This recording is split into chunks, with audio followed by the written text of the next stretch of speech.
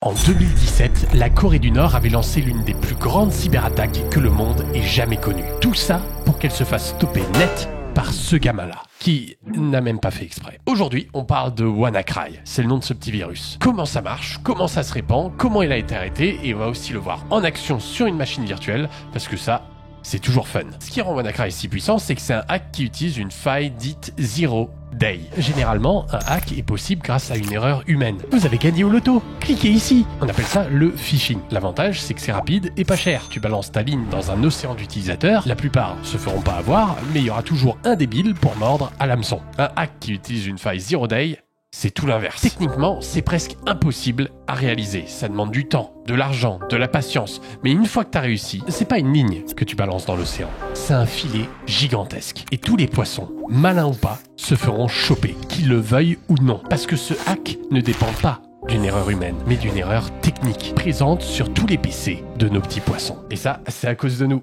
Les devs, et ouais, on code en faisant des bugs, même les gars de Windows. Alors souvent, c'est pas grave, une interface qui glitch un peu, osef. Mais parfois, c'est un bug qui permet à quelqu'un de faire quelque chose qu'il n'est pas censé pouvoir faire. Et là, c'est problématique. Encore plus quand c'est des hackers pas très éthiques qui découvrent cette faille en premier. Ils peuvent l'utiliser pour mettre en place un hack qui marchera sur absolument toutes les machines, parce que toutes les machines ont ce bug. Et ce, jusqu'à ce que les développeurs le corrigent. Une faille Zero Day. Elle marche pas longtemps, mais pendant un petit laps de temps, elle est presque instoppable. La faille utilisée par WannaCry s'appelle Eternal Blue. Une faille dans Windows découverte par la NSA qui, au lieu de prévenir Microsoft pour qu'ils puissent la fixer, ont décidé de garder ça secret et de l'utiliser dans un outil interne qui leur permettrait d'hacker un PC pour pouvoir faire ce que la NSA fait. Ah, les petits filous. Malheureusement pour eux, un groupe de hackers, de Shadow Brokers, les courtiers de l'ombre en français, ce groupe-là a hacké la NSA en 2016 et a chopé pas mal de leurs outils internes de hacking. Ils ont publié ça sur les réseaux pour les vendre au plus offrant et ce fut un flop monumental. En un mois et demi, ils ont reçu 1,7 Bitcoin, environ 900 € à l'époque. Limite, j'ai de la peine pour eux. Tu te casses le cul à attaquer la NSA pour même pas 1000 balles.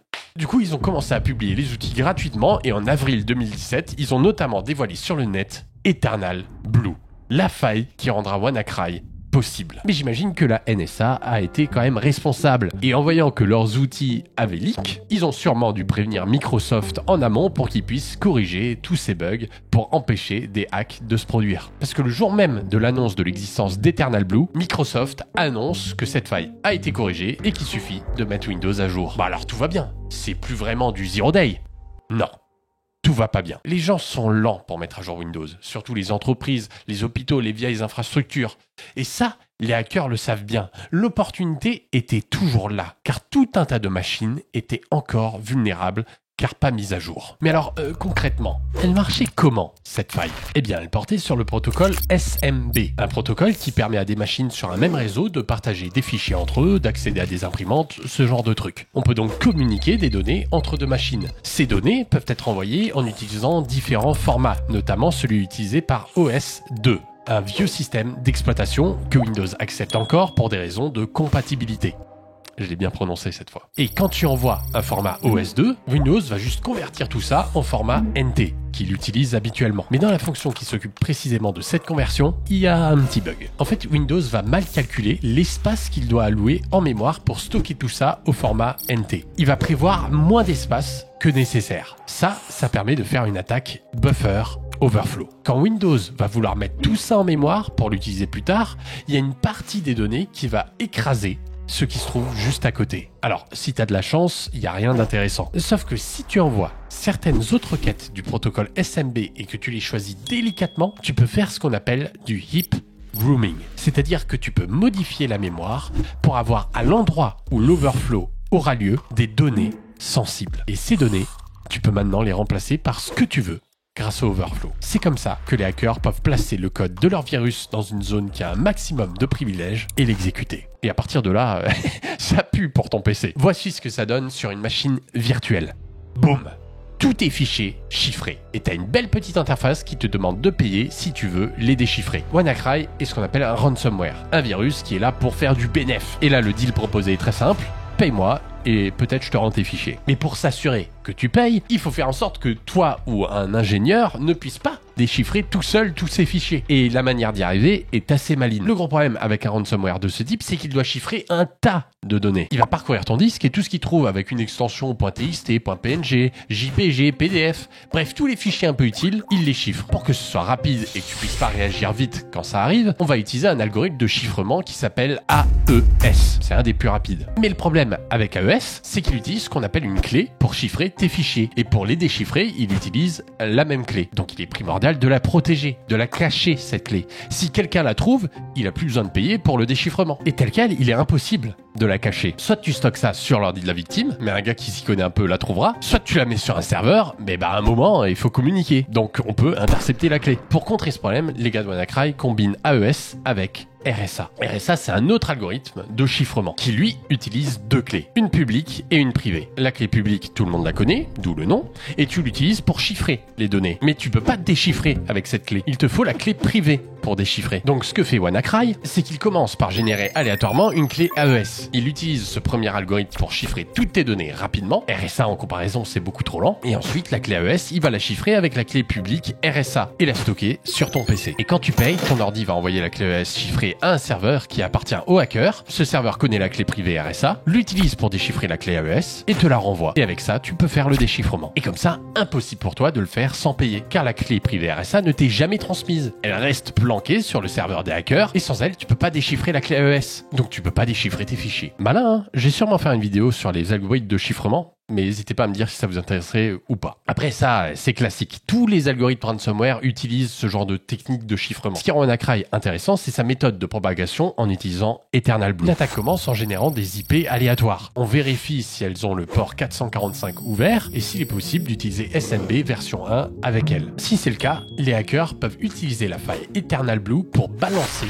le virus WannaCry. Le PC victime se retrouve chiffré, mais il va lui aussi répandre le virus en utilisant une technique similaire. Il va d'abord tenter d'infecter tous les PC sur le réseau local, puis il va faire la technique des IP aléatoires à son tour. Donc la propagation se fait à une vitesse folle, parce que c'est exponentiel. Et ça peut vraiment paralyser un pays entier, parce que l'informatique est utilisée partout. Les hôpitaux, les transports, les entreprises. Par exemple, en quelques heures, au Royaume-Uni, un tiers des hôpitaux de la NHS sont impactés. En quelques heures, ils ont récolté environ 52 bitcoins, soit 100 000 $ à l'époque. Et ça aurait pu être bien pire. La propagation fulgurante du virus fut stoppée net par un petit gars, Marcus Hutchins. Il a à peine la vingtaine et est passionné de cybersécurité. En étudiant le virus, par curiosité, il voit que ce dernier tente de se connecter à un nom de domaine inexistant. Par réflexe, il l'achète et sans le savoir, active le kill switch de WannaCry, qui stoppe presque net toute la propagation.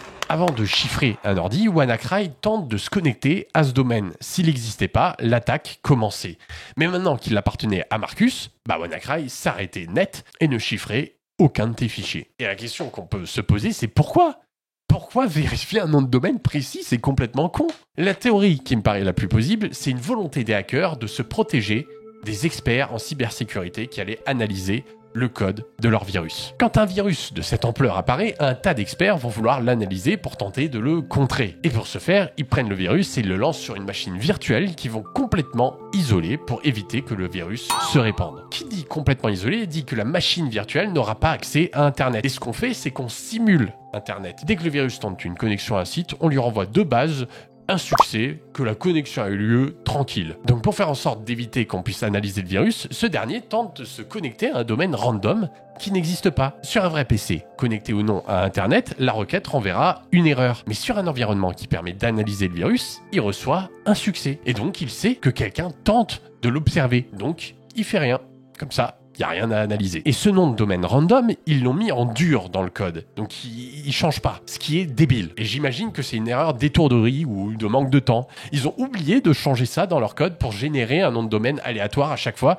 Comme ça, c'est pas toujours le même et personne peut juste l'acheter comme l'a fait Marcus. Et la preuve, quelques jours plus tard, une nouvelle version de WannaCry sans kill switch est apparue. Mais vu le boucan que ça a fait aux infos, la plupart des gens avaient fait la mise à jour de Windows et du coup, ça allait. Alors, qui a fait ça ? Qui est derrière l'attaque ? D'après les États-Unis et le Royaume-Uni, ce serait un groupe de hackers nord-coréens, probablement le groupe Lazarus. Notamment Park Jin-hyuk, qui serait un des hackers principaux. Alors, il y a un mandat d'arrêt, mais vu qu'il est nord-coréen, il est tranquille, hein, il est protégé par l'État. Par contre, le petit gars Marcus qui a stoppé le virus, lui, il a été arrêté par le FBI la même année, en 2017, pour avoir créé en 2014 le malware Chronos. Une autre chose qu'il faut arrêter, c'est de me teaser les 100K sur Instagram. Ça fait des mois que je suis bloqué à 98K. S'il vous plaît, juste allez sur Insta, suivez-moi. Juste on passe et après on reste bloqué, ça me va. Et si toi aussi tu veux obtenir des bitcoins, mais que tu as une morale et que tu aimes ne pas avoir de problème avec la justice, je te conseille Desblocs, qui est validé par la Banque de France et par l'autorité des marchés financiers. Je suis sûr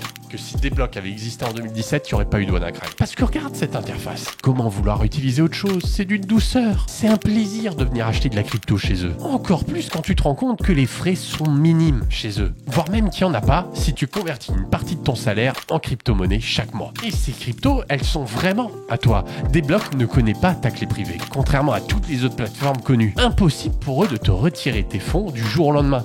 Et même si Desblocs disparaît, tu pourrais toujours y accéder. Tu peux aussi stocker tes NFT directement sur leur appli et même les transformer en carte bleue. Et ouais, car Desblocs, c'est aussi un compte en ligne avec des cartes Visa Premium, des cartes éphémères pour des achats en ligne, des virements instantanés gratuits, bref, tout ce que tu peux attendre d'un compte moderne. Et tout ça, c'est 100% gratuit et sans engagement. Mais si tu le souhaites, ils ont un abonnement premium que tu peux d'ailleurs tester pendant 3 mois gratuitement en utilisant le code Victor3.